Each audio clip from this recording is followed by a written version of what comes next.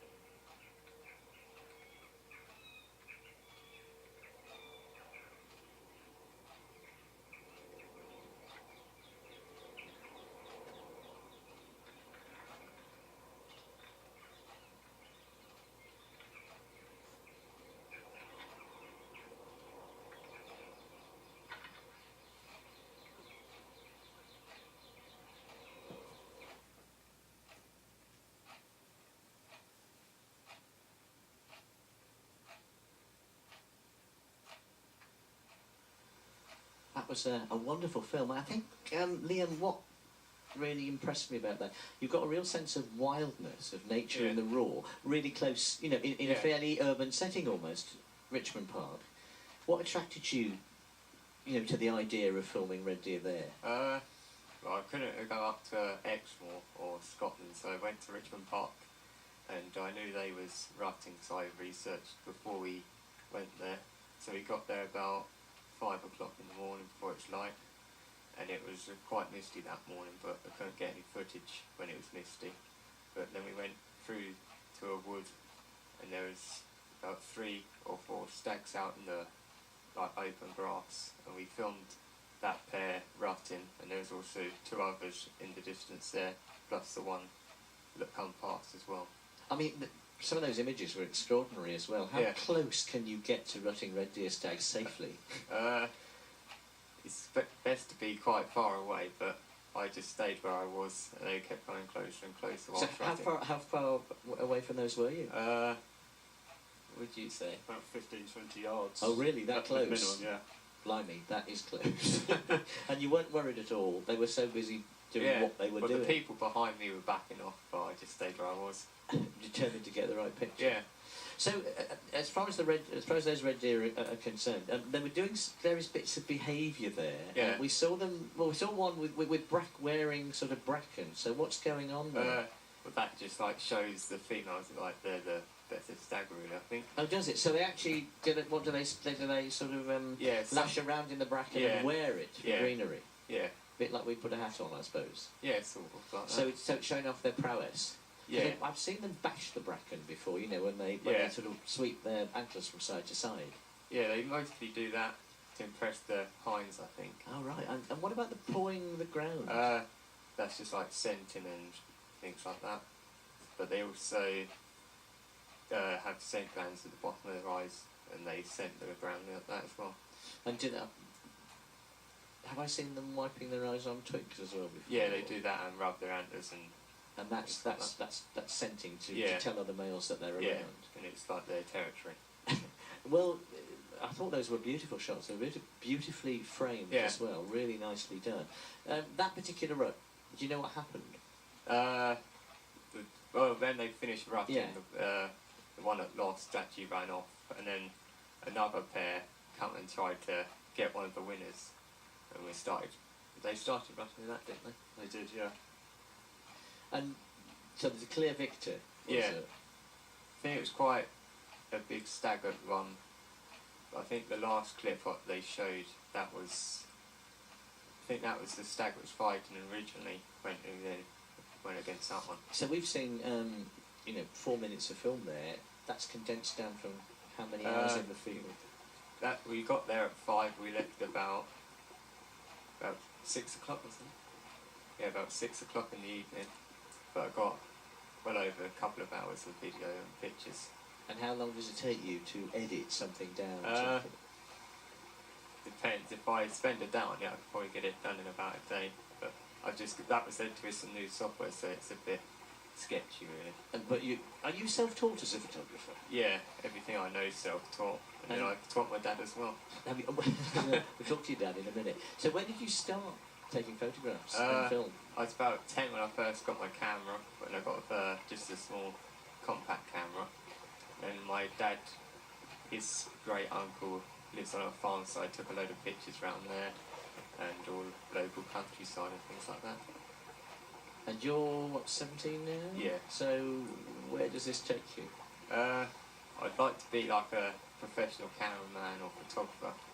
That would be nice. Well, I think you're going, I'm no judge, but from what I've just seen, I think you went on the way towards that. That was very, very, very, very beautiful. What about things that you would like to photograph in future? There must be challenges now for you. Like to film otters. We can beat you then.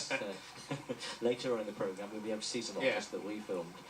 So this is the place to come to if you want to do otters. We have seen them today, but a bit far off. Yeah. And we saw some yesterday, and that was the public hide here. They were quite far away as well. Yeah, those are the ones that were right on the back of the lake. Yeah. Yes, I saw them yesterday. They were a long way off. We've been lucky today because we've had some cracking views of the otter from the otter. This is the otter camp. Yeah.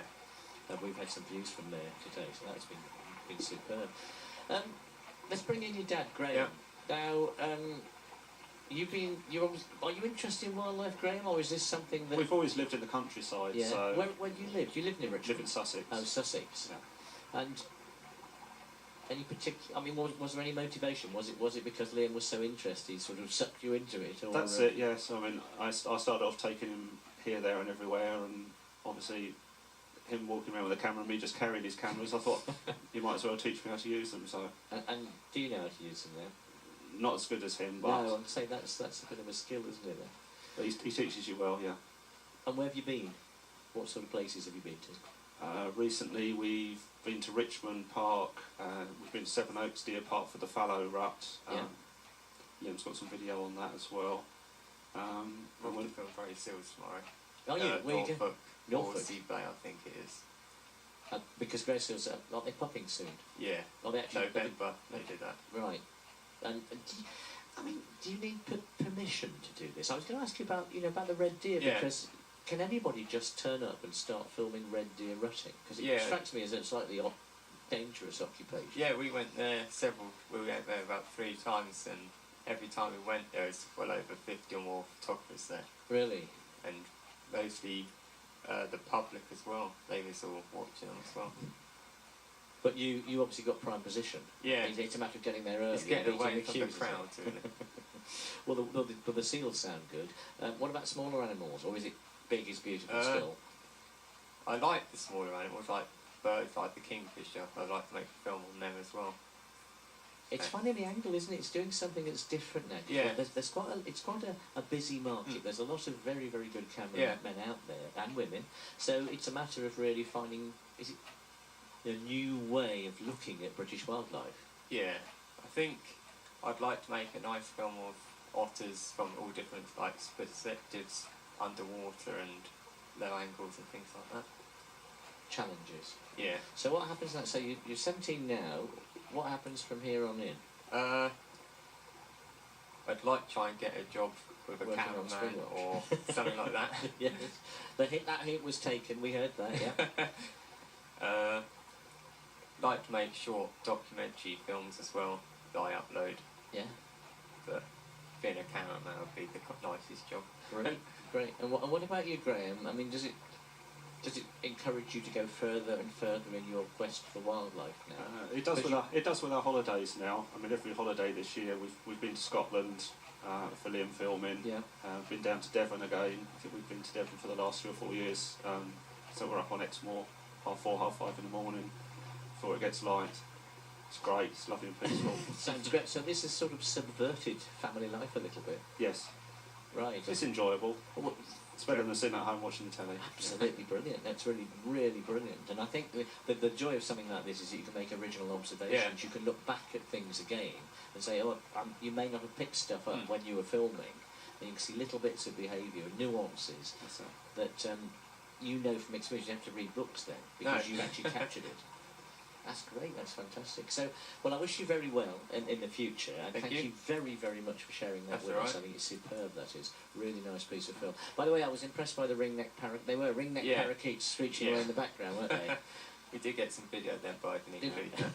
Trouble is you can't stop them talking all the time. No, that's great. Well, thank you both for coming in. That's all right. It's been great to see that film. Thank you. Very great. And all the best for the future as well. Well, those are big animals. Red deer are probably one of the biggest animals you can film, and seals, of course, in this country. But don't forget that this wet, mild, damp autumn weather is also very good for a lot of smaller animals. And those animals are underfoot, but they do a terrific amount of good.